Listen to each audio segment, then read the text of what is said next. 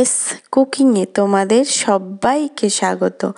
আজ তোমাদেরকে বানিয়ে দেখাবো বেগুন, আলু, ওলকপি দিয়ে পুকুরের জ্যান্ত মাছের তরকারি। ভিডিওটা সম্পূর্ণ দেখার অনুরোধ রইল। আলু দুটো কেটে নিয়েছি, একটা ওলকপি, একটা বেগুন কেটে নিয়েছি। মাছগুলো লবণ হলুদ মাখিয়ে রেখে দিয়েছি। কড়াই সর্ষের তেল গরম করে অল্প লবণ দিয়ে একে একে মাছগুলো দিয়ে দিলাম। তেলে লবণ দিলে মাছ কড়ায় আর লেগে যায় না। এইভাবে লালচে করে ভেজে মাছগুলো তুলে নেব। ভিডিওটা ভালো লাগলে অবশ্যই লাইক, শেয়ার, কমেন্ট করে জানিও কেমন হলো, আর সাবস্ক্রাইব করে পাশে থাকার অনুরোধ রইল।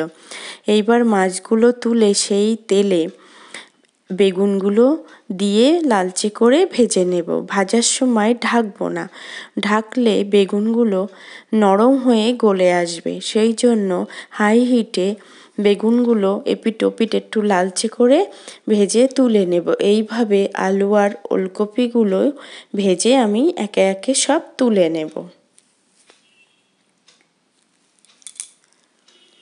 এইবার সেই কড়াইতে তেলে দেব 10 কোয়া রসুন কুচানো আর 5-6টা কাঁচা লঙ্কা কুচি দিয়ে ভালো করে একটু লালচে করে, সামান্য লালচে করে ভেজে নেব। প্রথমে 3টে দিয়েছি কাঁচা লঙ্কা, পরে আবার দেব। বেশ একটু লালচে ভাজা হয়ে যাবে, তখন সেই ভেজে তুলে নেওয়া আলু আর ওলকপিটা দেব। দিয়ে একটু সামান্য নাড়িয়ে চাড়িয়ে নেব।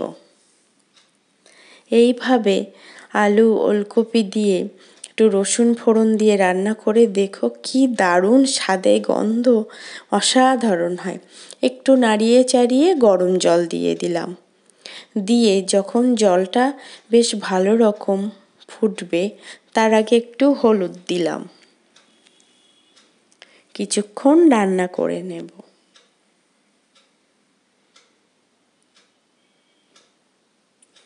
এবার ফুটছে, এবার দেব কালারের জন্য একটু কাশ্মীরি লাল লঙ্কার গুঁড়ো। এতে কাঁচা লঙ্কার ঝালটাই আসবে। আলুটা বেশ গলে গেছে, এবার সেই ভেজে রাখা মাছগুলো দিয়ে দেব, দিয়ে একটু মিশিয়ে নেব। মাছগুলো দিয়ে একটু রান্না করে নিয়ে পরে দেব সেই শেষের দিকে, মানে দেব বেগুনগুলো, তাহলে বেগুনগুলো গোটা গোটা থাকবে, ঘেটে যাবে না।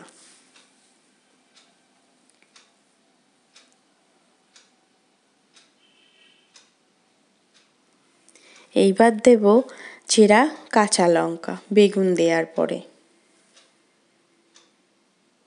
এই শেষের দিকে কাঁচা লঙ্কা দিলে বেশ সবুজ ভাবটাও থাকে আর খেতেও খুব ভালো লাগে।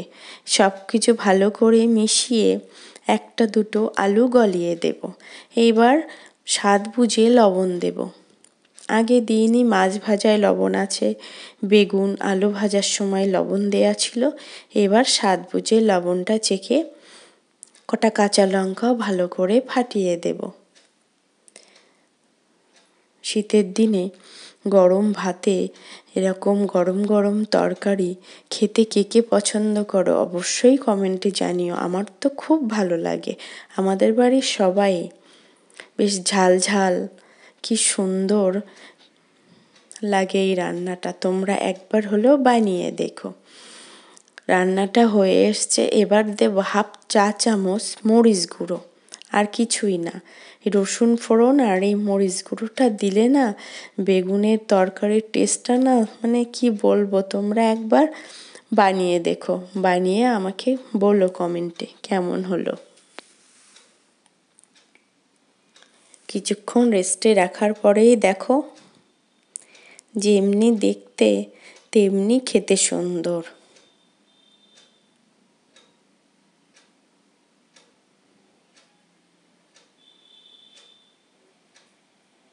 দারুণ লাগে।